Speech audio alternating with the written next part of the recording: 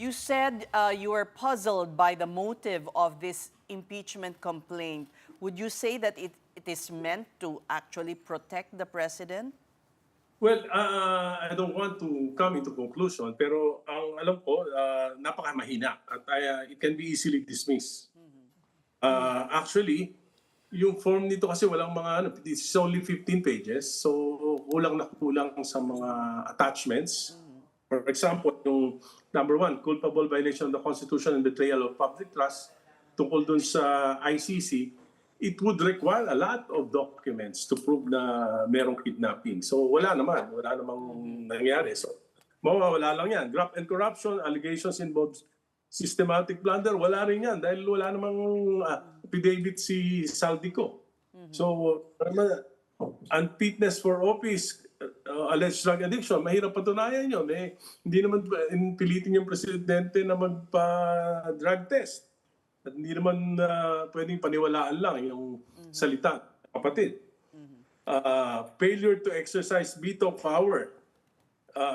The president is accused of grossly inexcusable negligence for failing to veto unconstitutional provisions in the general appropriations. Ito may punto ito. Pero would require a lot of documents. Kailangan mailagay lahat yung mga items nung unappropriated allocations na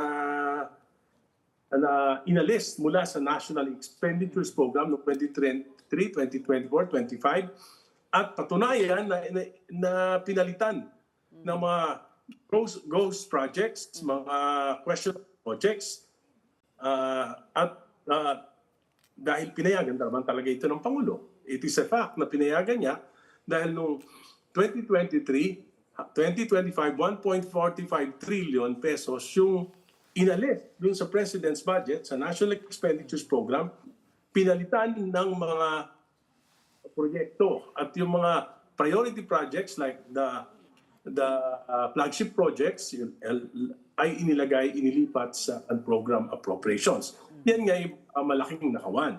Pero it would require a lot of evidence. 15 page paano natin masasabi na nag-research mabuti, talagang minadali. Abuse of power, the complaint alleges creation of the independent commission was weaponized, moved to shield political allies and target enemies. Napakamahirap na patunayan yan. Kung ako boboto rito, dismiss na ito.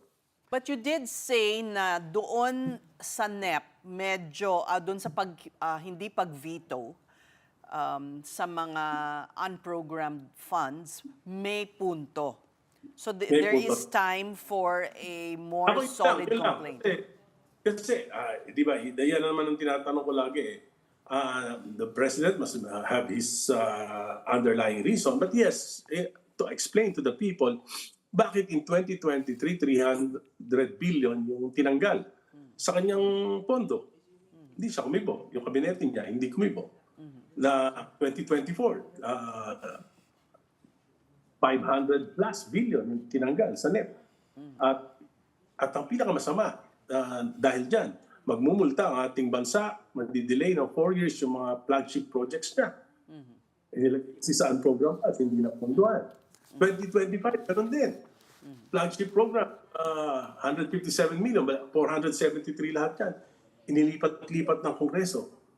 Hindi lang yan sa kasaysayan ng ating bansa na pumapayag ang presidente na yung kanyang pondo ay papalitan.